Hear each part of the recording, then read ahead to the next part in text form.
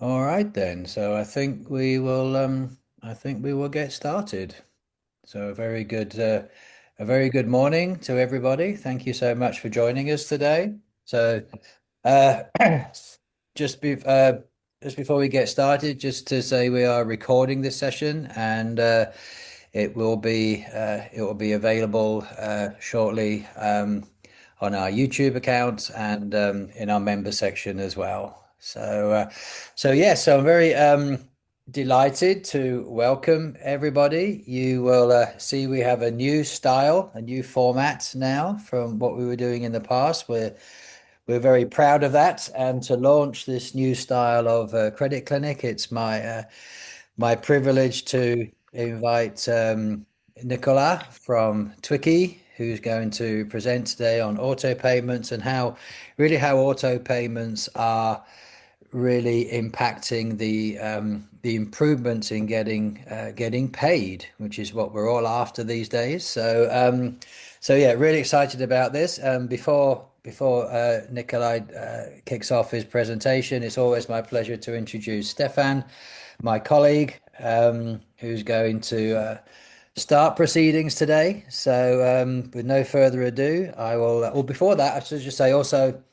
Um, we want this session to be very interactive, please. So use the chat. Any questions, comments, observations, if you agree or disagree, please add your comments in the chat. And as much as possible, we'll air your comments as well, and Nikolai can respond to them. So now, without any further ado, Stefan, over to you, sir.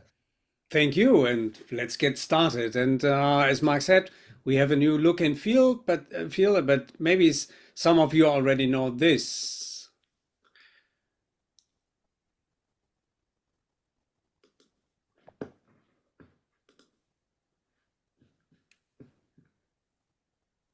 We've gone silent. Oh, Yeah, what yeah. is Anyway, that? carry on. Okay. We're live. Mark already said we will. I will show you later. We will put Nicola, yeah, not on a real stage, but on this virtual stage. So yeah, welcome Nicola to the Callisto Credit Clinic, and it's all about late payments and how to let's say avoid that. Mark already mentioned some things on the right hand side, so regarding our playbook. So maybe on the agenda side here on the left, I will give a short intro regarding what I would call a credit control reality check. We'll then hand over to Nicola so that Nicola can give us an overview on how is the auto pay situation in Europe. Of course, about the Twicky solution, about use cases, and final slide with key takeaways. There will be enough time for discussion for sure. We will briefly cover the next Credit Control Espresso, which is already next Thursday, and of course the next Credit Clinic in a month from now. And Mark will love to dive deeper into the credit matters, which will be mid of May. There will be famous last words from Mark, I'm pretty sure. And if you take a look on the right-hand side, have your medication, no, your coffee at all time. Share your view and your experience via chat. If you want to speak up, please raise your hand. We will put you on stage then, and please have your camera on if you want to speak up. Join the poll questions, and session will be recorded. So let's start with a credit control reality check about payment delays and trends in Europe. And what's always good is to take a look at some official documents. I don't know if you have read this annual report from the EU Commission. It's called the EU Payment Observatory. If you use this QR code with your smartphone, you will get directly to this report. It's worth reading, and there are also some summaries that make it even shorter to read through. And from my point of view, there are 5 findings, I would say. The first one is that late payment issues are really rising across Europe. So more than half of the companies that took part in this survey are saying they are really facing issues due to late payments. So it's more than half of the reported companies. The countries that were most affected from 19 member states where it was rising were Poland, Czech Republic, and Luxembourg. And the least affected one were the Netherlands, and I was surprised about Bulgaria. But late payments are clearly worsening across the EU. But also we see, the length and the structure of the payment periods rising. So in average, we are talking about more than 60 days now in average across Europe, which is quite a lot. And this is just B2B. In government to business, we are already near to 70 days, so even 10 days more. But there are a lot of differences if we take a closer look into company sizes. And there, as a rule of thumb, the larger the company is, the later they will pay. Maybe to their terms, but this is not the only reason. But Nicola will come to that later on. But we see a lot of difference between sectors, so industry sectors, and differences between the countries. So best in class, I would say, is Netherlands. Worst in class in this report was Portugal, but even this will be covered by Nicola in a minute. This already has a strong economic impact in Europe, and what is really alarming that we already see a cascading effect. So roughly 1/3 of the companies said we have to pay our vendors later because our customers are paying us later. So it's a cascading effect already. And this is really alarming because this is then not just a linear impact. It might become exponential. But if we take a look at the overdue invoices, we have to really be precise about how to differentiate. If there are disputed invoice, that's a different thing. So this has nothing to do with collections. You need to deal with the root cause, of course. So service excellence is what you really need to deal with that. But we are talking about the ones that are simply just overdue. So where you might have no information at all. And I like to come up with the top 5 reasons why customers pay late. If you are fast, just put it in the chat. What do you think is your top reason why customers pay late? Just put it in the chat without any additional information. What is the top one of the top 5 reasons why customers pay late? We are really interested in that. But I will start now. The first one I call inefficiencies. So this is something, it's a very nice way to put it. It could be just lazy payers that simply forgot about your invoice because their processes suck. They are not really well organized. There are a lot of reasons, and Nicola can come to that in a minute as well. And we just call it inefficiencies. This is something that's where you can do something about it. But there are companies, and not surprisingly, there are more and more companies that use, let's say, the payment delay to optimize their cash flow as part of their, let's say, working capital strategy. This is not okay, of course, but this is something that we see more and more. So intentionally paying late, different to the first topic here. I know I said disputes are a different category, but this is not true for tactical disputes because these disputes are not real disputes. So if you get to the core of them, it was just a minor thing that was used as an excuse to delay the payment with a dispute. And of course, this is something for sure, there is a different payment culture between the countries, north to south. There are different negotiation norms. Sometimes, the due date is the starting date for negotiation. This is maybe not true for the Netherlands, might be true in other countries, especially also outside of Europe. And of course, if there is financial stress, and there is more and more on your customer side, this is one of the top 5 reasons, even up to insolvency risk, why payments are delayed. If we try to categorize these 5 reasons, what is really helpful to put them on a map like this. So, and it's differentiating the ability to pay. So is your customer able to pay? Yes or no? And is your customer willing to pay? So the intent to pay. And you find the inefficiencies in the upper right quadrant because it's maybe manual payment runs, they have approval bottlenecks, they are simply forgotten about your invoices because they are not well organized.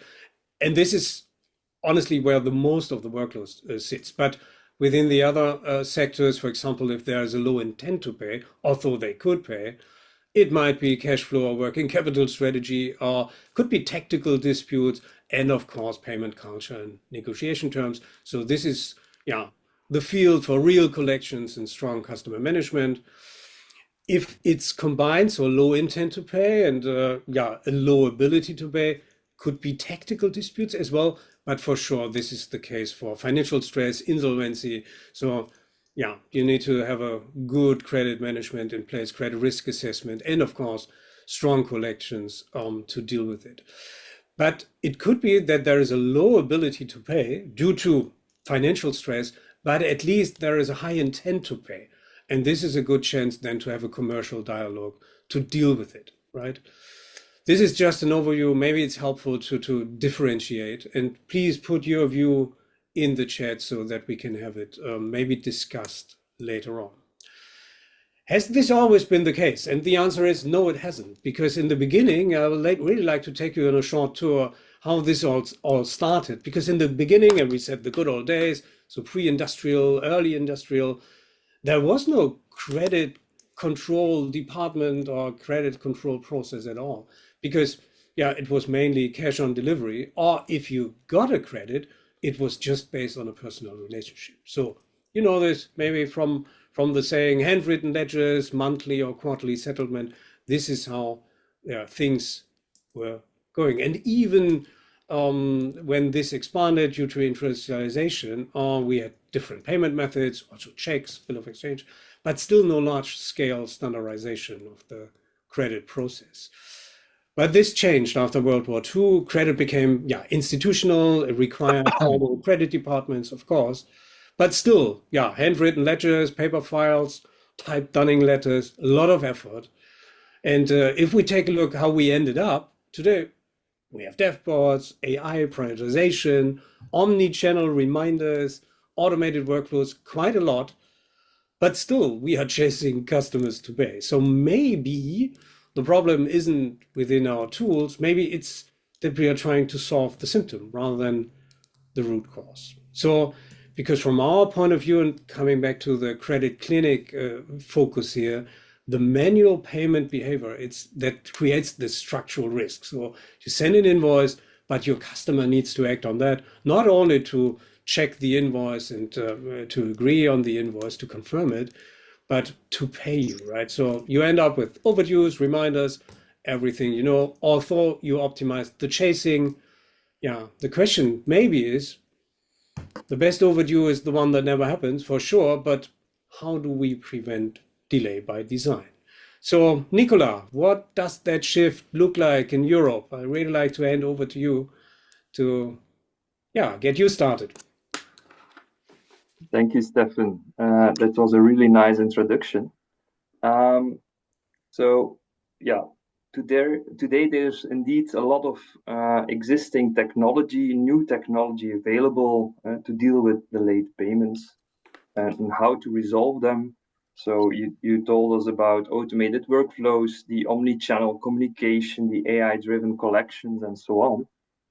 But what we are indeed seeing in the annual EU payment report is that the problem of late payments is actually increasing because let's say the report is a yearly report. And we're seeing both a higher volume of overdue invoices together with a longer payment delay compared with the previous years. So that's why we strongly recommend focusing not only on solving the overdues, but also on preventing them by payment design, indeed. So what you could do is use recurring payment methods, automated payment methods. And that is also the reason why we're hosting this session, Autopay and DSO. But to be completely accurate, maybe we should have called the session Autopay and average payment delay, because as you know, the DSO includes also the payment term, and that is ultimate a business decision. So that's not what we will focus on today. So what do we really mean with autopay? Well, in business to business, we most often see direct debit as a recurring payment method being used. So, for example, in the Eurozone, if you have invoices on your euro currency, well, you could use SEPA direct debit. In the UK, invoices on pounds, you could, for example, use Bucks direct debit. So these are very cost efficient and typically just a few cents per transaction, not taking into account the total amount. While on the other hand, for example, what's also interesting is recurring card payments where you need a payment service provider.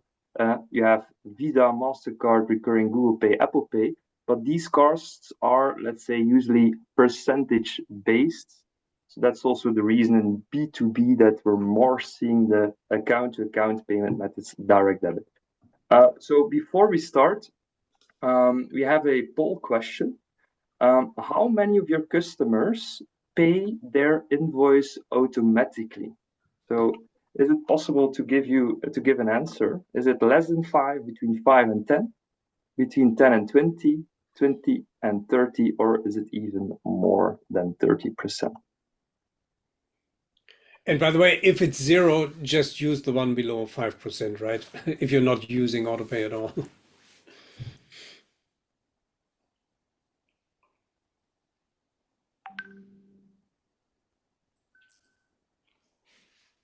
Okay. So Stefan, could you tell something about the result? Because I'm not seeing it currently. Yeah, I will end the poll. We got a few. I will share the results. You should see them now. Yeah. So it's roughly half of the audience is saying it's below 5%, could be even 0. Roughly 20%, or precisely 20%, between 5 and 10% autopay adoption. The same for 10 to 20%. And yeah, 13% say it's more than 30% you are using autopay. That's the result. Okay, so happy to see that already half of the attendants are using recurring payment methods and having their invoice paid automatically. So before I start, I would like to come back to what you said. So you mentioned the 5 main reasons why invoices don't get paid. Well, the good news is that the vast majority of your customers still have the intent to pay. And indeed, the most common reason is, like somebody said in the chat, they lost their invoice, they forgot to pay, they just didn't get around it to pay it. So the administrative inefficiencies. And that's exactly what autopay will solve, because on the due, the invoice will be collected. On the other hand, I also sometimes hear somebody saying, okay, if my customer is under financial stress, autopay won't help. And actually, that is not always correct, because limited liquidity. Later on in this, we will demonstrate the use case of Heineken. So they also have like restaurants and bars as customers, and I'll give you an example. So as a restaurant owner, they might receive 10 invoices, but only have enough cash to pay 8. So in that case, there's a high probability that the autopay invoices will be among those 8 to get paid. So even for customers with limited liquidity, autopay could improve your chances of getting paid on time. Let me take you through the 80-20% rule in customer management. So typically, around 20% of the customer base consists of large clients, while 80% consists of the smaller ones.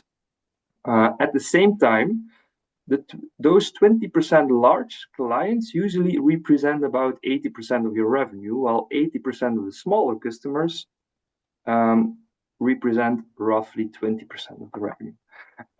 And here's where it gets interesting. The time and effort you spend often follows the opposite pattern once again. So you spend about 20% of your time with a large client, while 80% of your time on the smaller ones. So this actually means that 80% of your effort goes into only 20% of your revenue. And the smaller customer segment is exactly the ideal target group for autopay. So small, medium enterprises, let's say if they have less than 100 employees internally, that's the ideal target audience. So an internal objective could be, for example, to move half of that segment to autopay, and by doing so, significantly reducing the manual workload and also free up time for higher value activities. So in other words, it makes a lot of sense to differentiate your approach, handling invoices and collections differently from top tier customers versus the smaller ones. Stefan mentioned the difference in average payment delay per country. You also have a difference per sector. So the Netherlands is best in class with an average delay of just 3.14 days. Belgium is somewhere in the middle, 13.12, while Portugal is indeed at the higher end with an average delay of 23.10. So the obvious question here is, how can these differences be so significant? And one key factor stands out.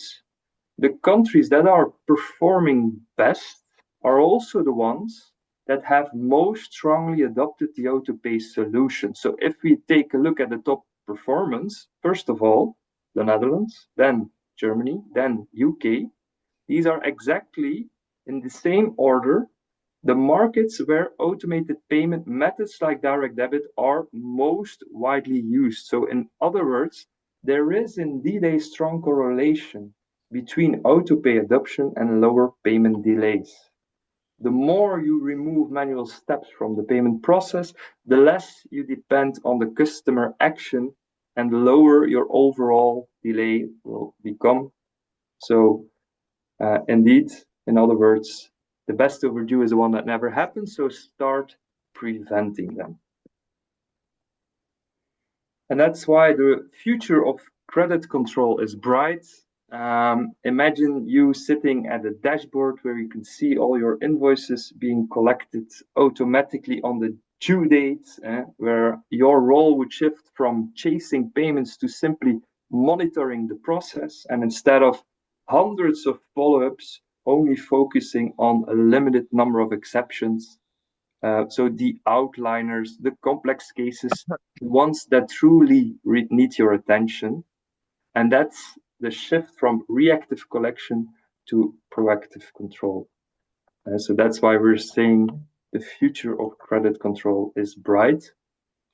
And what Twiki is doing, we are simplifying recurring payment methods so that you as a company would only benefit from the advantages of each payment method, which is the smoother customer experience, because your customers' interactions are no longer about the chasing the forgotten invoices.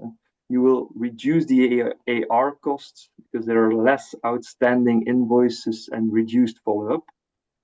Automated administration because you'll free up the FTEs to focus on specific complex cases, and also the faster payments, so improved cash flow, which means that you will need less external administration. And we're doing this already for 12 years. Last year we had approximately 2,000 customers. Soon we will have 2,500 companies helping them to collect automatically. However, in today's complex digital landscape, it's not as simple as that, because every company has his own CRM system, ERP system, probably different entities, maybe per country and entity, or even more entities, and with different bank accounts. But normally a company uses one specific bank account for, let's say, the direct debit transactions. And some of you also have a PSP, which is the payment service provider to acquire the card payments. And this is why you are in need of what we call payment orchestration to coordinate everything efficiently and ensure that the process runs smoothly and seamlessly. So Tricky is connecting the dots. We are the software that was able to connect 3,500 banks. Because you need to be connected to the bank account to send the transaction and receive the feedback. So in addition to that, we connected 12 payment service providers and the different ERP systems. So for example, you can activate an app directly within the various ERP systems like S/4HANA or Business Central. And to do this, we created specific products from identification and fraud checks in onboarding of a new customer, having a contract signed, for example, contract renewal, and also making it possible to add a mandate within the contract. So, for example, one signature is sufficient for to obtain a legal mandate and to have a contract signed, for example. Then we have the e-mandates and the approval we need. So you have the core scheme, you have the B2B scheme, we have the tokens for card payments. Then we need to collect, and as you know, direct debit transactions or other recurring payments could also fail. So how do we resolve those failed transactions?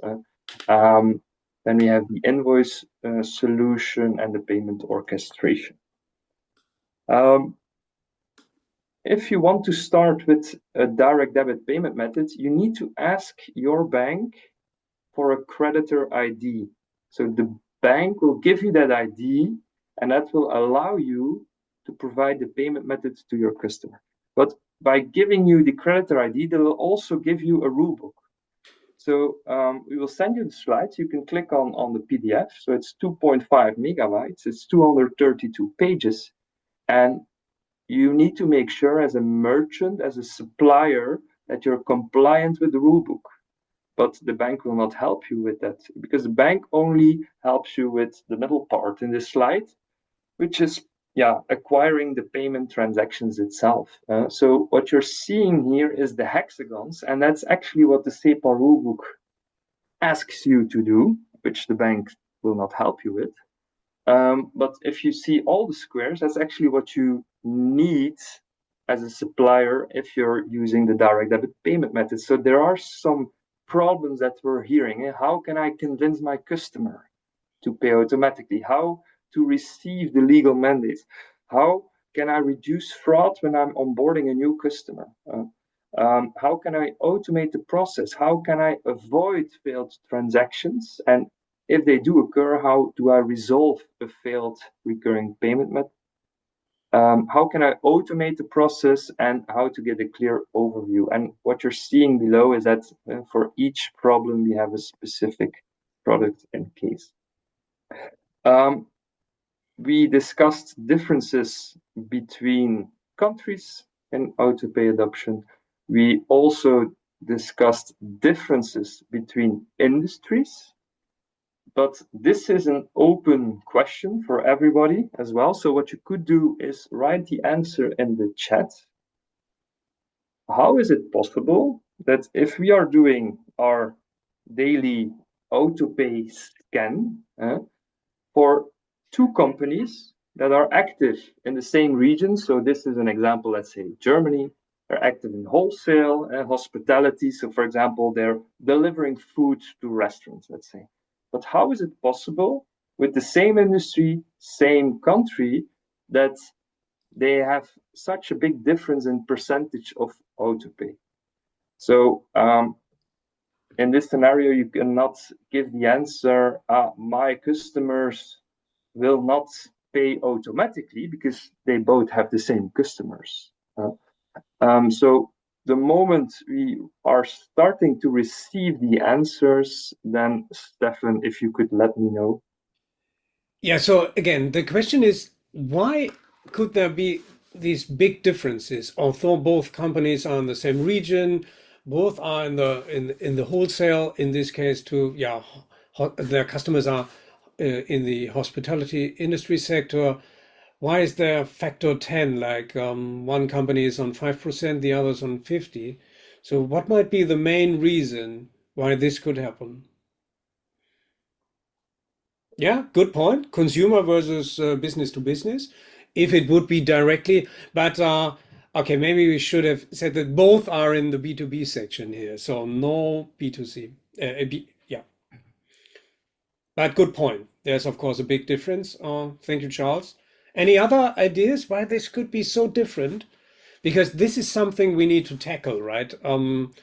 If there are company culture, yes, but yeah, Mark said company culture.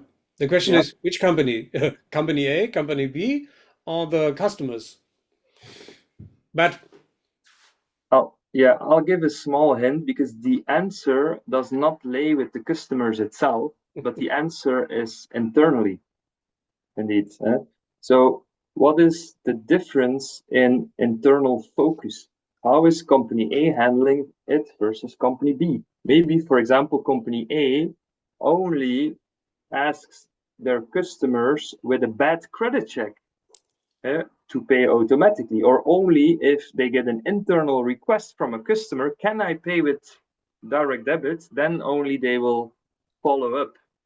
While, for example, company B has another internal focus on every crucial contact moment, for example, in onboarding, for example, with every invoice they receive or through the, let's say, the customer portal, it is possible to convert the customer to autopay. They can sign a mandate in different steps in the customer process. So the main differences we are seeing is not based on the customer itself, because last year we had 10 million mandates signed on our system. So it means your customers already have mandates with other suppliers. So the real differentiator is the internal focus. So how can we convince our customers to agree on autopay? Well, there are, let's say, crucial contact moments to give the ability to pay automatically. And the most important one, what you're seeing, is during customer onboarding. So when you, for example, could have a contract with a mandate combined, that's of course an ideal situation. In some scenarios, there is like a first amount that needs to be paid, while during that payment, we also have the possibility to combine a mandate with that, or during a contract renewal, or when you receive an invoice or a reminder, you have the ability to sign the mandate. Also, when a customer asks you for a payment plan, you could say we are allowing the payment plan if we have the ability to collect automatically. So we send you an email with a link and activate the payment plan by signing the mandate. It means that the tiers will be collected automatically, but also the next invoice will be collected automatically, because chances are high that it's every time the same customer that pays late. And then at the end, for example, having a customer portal. One thing that's not mentioned here is doing, let's say, a conversion campaign. And so by uploading your customer data, doing a bulk email to all your customers that don't pay automatically is also, let's say, something you could do on yearly basis. Right? And here you see that there are different channels, communication channels on how the approval can be reached. And at the end, a mandate is, of course, signed online. You have a unique mandate number, the legal text, the data of the debtor, the creditor, all the different languages you need to be, let's say, compliant with, and then we need the signature. This is an example of a company, okay, also as partially active in B2B as well, that with every invoice your customer is receiving, maybe they did not agree on paying automatically in the beginning, but there is a pay page on every invoice, and when they click on it, the first button they see is pay automatically, where a mandate or token is initiated. I would also like to highlight something about, let's say, the transaction handling itself. So when you're initiating the transaction, so you did an invoice run, you're like creating the transactions and sending them automatically to the bank. What you need to do is send a legal pre-notification saying we'll collect this amount on this day. Normally it should happen 14 days in advance, but you could negotiate maybe through the mandate that a 3 days pre-notification period is sufficient as well with your debtor. You need to look at the feedback of your bank account and see if maybe there are some failed transactions, because what will happen is on the due date, it will look that all your invoices are paid.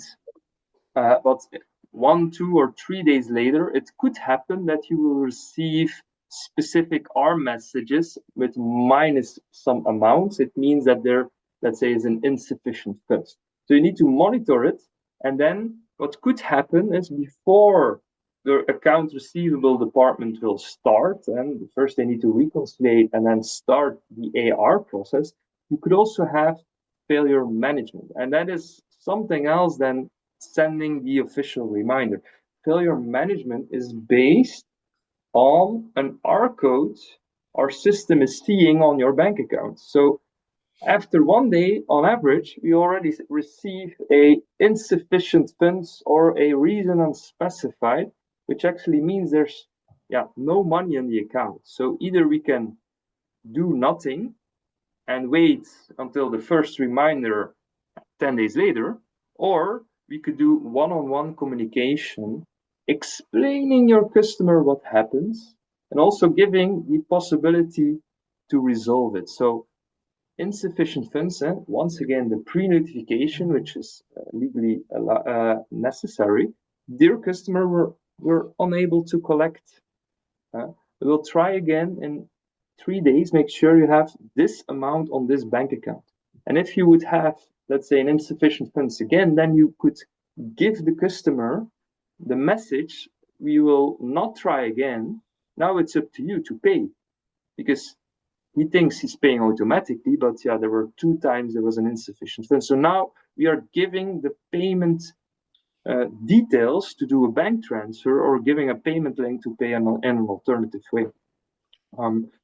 A technical failure is something happened with the mandate. So you could have an active mandate today, but will it still be active in 3 months or 1 year? Because your customer has the ability to log into the bank environment and cancel a mandate there. So what should happen, the moment we are receiving feedback, let's say bank account closed, the payment status should be changed in your ERP system. From now on, this customer pays with bank transfer. And you could inform your customer about that and give maybe the option to pay in an alternative way. And then you have the hard category, which is actually a chargeback, can only happen on the core direct debit scheme, not on the B2B direct debit scheme, where there is a chargeback in a period of 8 weeks. Thanks to the legal mandates that are negotiated, the chargeback period is reduced to 8 weeks. Otherwise, it would be 13 months. So there are actually 2 important parameters that, as a credit and collection team, you should take a look at every month. So this month, we created X amount of invoices, and this was the total amount. So how many invoices did we try to collect automatically, and how many were successful? So this is an example of one specific small entity. So what you saw is that they created invoices of 320K. They thought they were going to collect 77, but at the end they only collected 60K. So the moment we are able to increase the percentage of customers paying automatically and increase the success rates of your recurring transactions, then we are indeed helping your credit and collection team month by month. And for that, we prepared some use cases. So, for example, Heineken, one of the biggest brewers, they 36 billion of revenue, 15% margin. They have as a customer, let's say, the wholesalers, but also in some specific scenarios, they own some bars, they own some restaurants, so they need to collect rent, and they also have kind of, let's say, coffee services. So in some scenarios, they also have, let's say, the restaurant or the bar owner as a customer themselves. So the functionality they used with every invoice they sent, they made it possible to sign a mandate, which at the end made it up to 40% auto-pay adoption. But for example, when we take a look at LKQ, who is a leading distributor of automated aftermarket parts for cars and commercial vans and industrial vehicles, what they did is the moment they had a new customer, which is the garage holder, they said, okay, this is how we work. You pay automatically. So we will send you an email with a link. Click on the link and sign the B2B mandate so that there's no, let's say, chargeback risk. As an alternative, they also had shops and made it possible to sign mandates in-house. We had Total Energies as a customer for many years, but they sold the fuel card part. So they kept the EV charging part, but the fuel cards were sold to the Circle K. So what needed to happen in this scenario is a contract renewal. And because they were working also with B2B mandates, every mandate had to be renegotiated. So what they did is doing a conversion campaign, communicating to all the customers with a link to sign a contract, to sign a new mandate. And at the end, they also had a call center calling everybody that you need to sign the new mandate, otherwise the cooperation will stop. So within only 2 months, we were able to have 60,000 B2B mandates successfully negotiated. And at the end, the best practice is EG, because they are creating, let's say, health products, of course. They used to work, still do, with distributors, but recently they also had a possibility for the pharmacist to purchase directly from EG. And what they did is, which is genial in my opinion, they created a customer portal where you need to log in as a pharmacist, and then the system will check with our solution, is the mandate still active? And as long as the answer is yes, they can purchase. If the answer is no, they need to sign a new mandate. Fiki will tell them yes, and then you can start purchasing. So they still have 100% auto-pay adoption on their pharmacist. So the key takeaways from this session is prevent late payments by design, invest in auto-pay and having your customers pay automatically. Auto-pay will drive efficiently. You will have less administrative delays, lower costs, and things like that. Make sure that you give the possibility to your customer during the life cycle, in the onboarding, through the invoice, through the reminder, the payment plan, the customer portal, to agree on auto-pay. And this is, let's say, a hint that we're giving.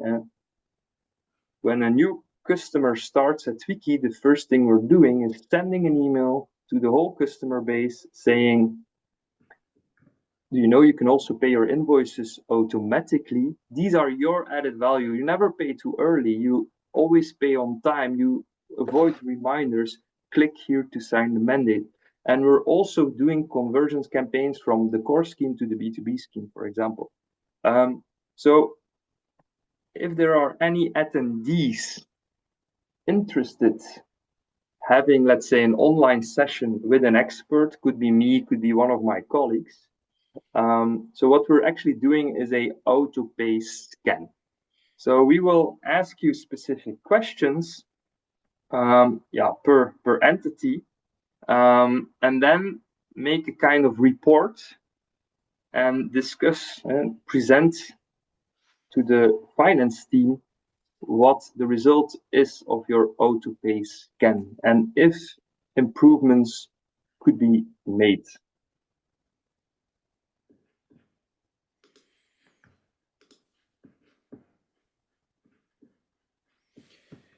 Yeah, thank you, Nicola. And maybe coming back to my presentation, I need to stop that just a second. That's the wrong button.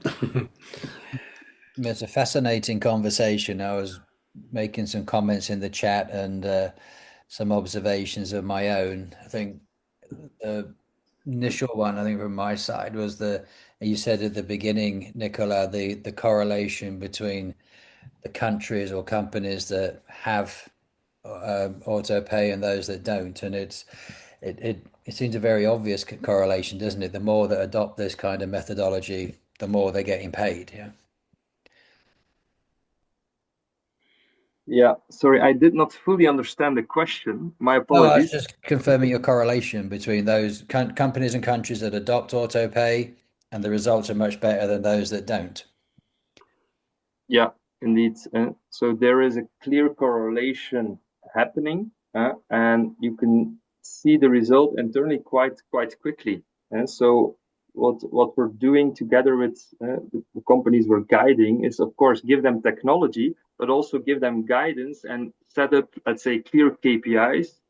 For example, within a period of 4 years, we want to convert 50% of this specific target audience. And indeed, let's say liquidity is an interesting factor, but the most added value is to reduce the internal workload. Mm. And I think the most important thing that I took from all the discussions was if you don't ask your customer to agree on autopay, the answer is already no, right? So you have to ask them, but at the right moment in time. I think that's key. So Nicola mentioned these different moments in time where it's good. For example, the renewal of a contract. That's a very good. I think your one use case with Circle K was exactly that.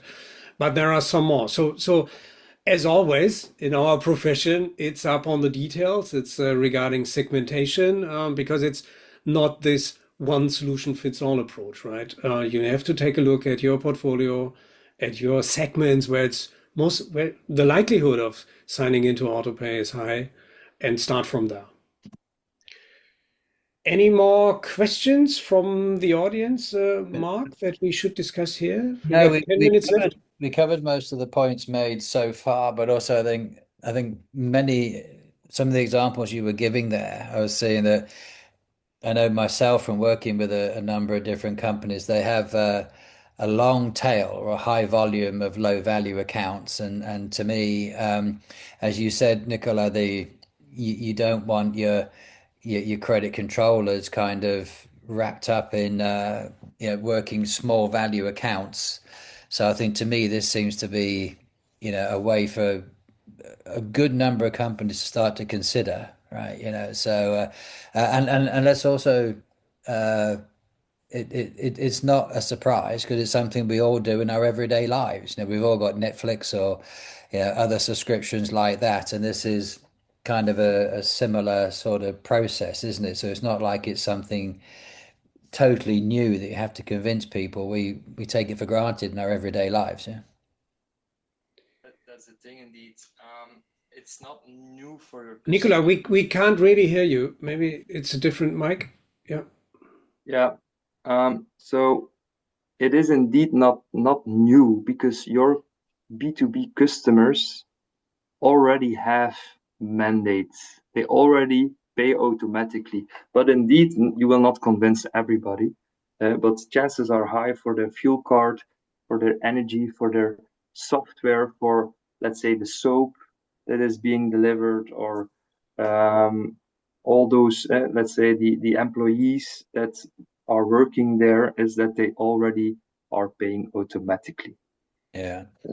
And I What? think also one of the other benefits is our prime market is multinational shared service centers, and there's such a demand now on dashboards and visibility of cash flow.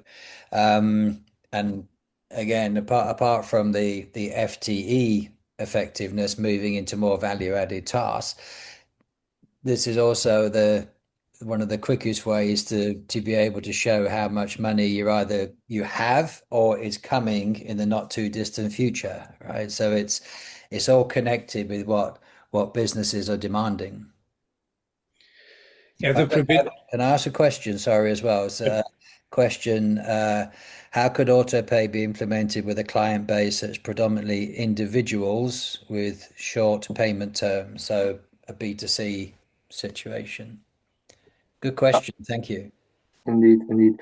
So the target audience for autopay is, first of all, you need to have, let's say, a recurring customer base. So it means you need to send 3 invoices per year. So they need to pay you several times.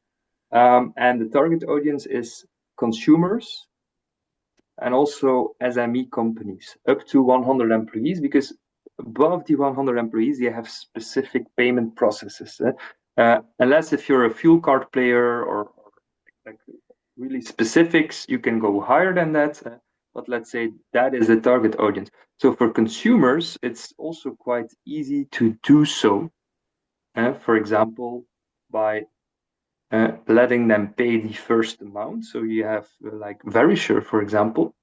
So you used to pay, let's say, a camera as a one-off purchase, but now they will give you the camera almost for free.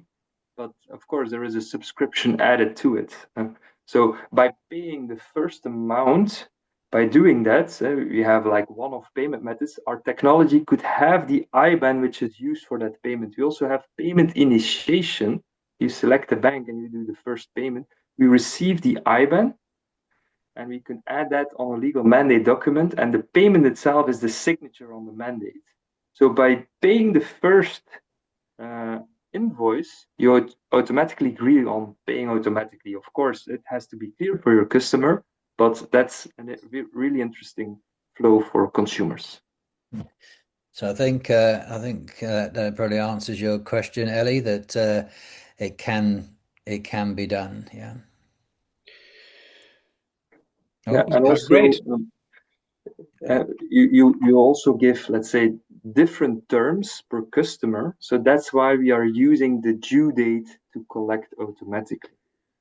So everybody can have his own individual term period, and on the due date, the invoice will be collected. So that's how we resolve that. okay. So we 5 minutes left of today's session. So is there any other questions or comments anybody would like to make? If not, then I'll hand it back to you, Stefan and Nicola. Thank you. That was a Yeah, thank you, Nicola. really interesting presentation. Great stuff. And I think there's a lot of food for thought there. So, and yeah, so thank you for that. Back to you, Stefan, for now. Yeah, and hopefully it's working now, because this is what I wanted to start this morning with. Good morning, Callisto Grand. If they weren't awake Hopefully before, it they are worked now. now, and it's still morning, so I think it was still appropriate. So let Right. me remind you that next week on Thursday we will have our credit control espresso. This is every Thursday, unless there is a credit clinic or a coffee club or maybe a credit matters conference. The next credit clinic will be on the 19th of April and will be proudly presented by my DSO manager. Um, and of course, and Mark is waiting to give some more information on that. There is the Credit Matters. It's just 55 days from now on, and 5 days, yeah, yes. maybe it's 54 days now. Yeah, because I took the screenshot yesterday. This is from our website. Maybe Mark, hand over to you. Just Yeah, a few just words on briefly, Credit Matters. couple of things. First of all, we're absolutely delighted to say that Nicola and the Twicky team will be with us in Budapest at the conference, and really looking forward to hosting them there, so you can meet them and talk in more detail there as well. And yeah, only a few more days to March the 31st for the current discounted rate for the conference as well. But do come and join us because, as you see, we are covering a wide range of aspects of the whole credit control order to cash cycle and a little bit more as well. So yeah, come and we've got about 30 places remaining, so we're filling up fast. So looking forward to seeing you there, very much so. Um, Anything else we need to cover right now, Stefan? You've talked about the espressos and the next one coming up next month in April. No, I think we are fine, unless there are any questions from the audience regarding our, because maybe I should show something, because what changed here, it's a completely new website, and please, if you have 10 minutes or so, check it out. It's really great, because we got an event menu here. And what you could do now, and you really should, register for our live formats.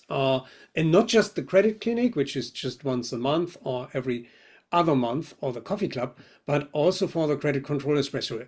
And maybe I can try it here. If you press this button, there will be something like register interest. It's free of charge, of course. Or please click all three of them, put in your email, name, last name, company, and of course you need to click here, and then you get automatically invited to the monthly online events, and for the live events or the streaming event on LinkedIn. That's easy. Just use LinkedIn to go there. That's it. Anything else from your end? Otherwise, I have this nice thing again with, let's put it. Oh, here it is. I There it goes. Yeah. We're bringing it in bang on time. So, really, thank you everybody for joining us. We noticed we have people coming from literally all over the world today. So, thank you very much for joining us. Again, thank you, Nicola, for preparing the really top stuff today. Really interesting presentation. Stefan for pulling it all together as well. And in the meantime, take care, stay safe, God bless, and we'll see you all very soon. Thank you all. Take care. Bye bye. Bye Thank bye. you.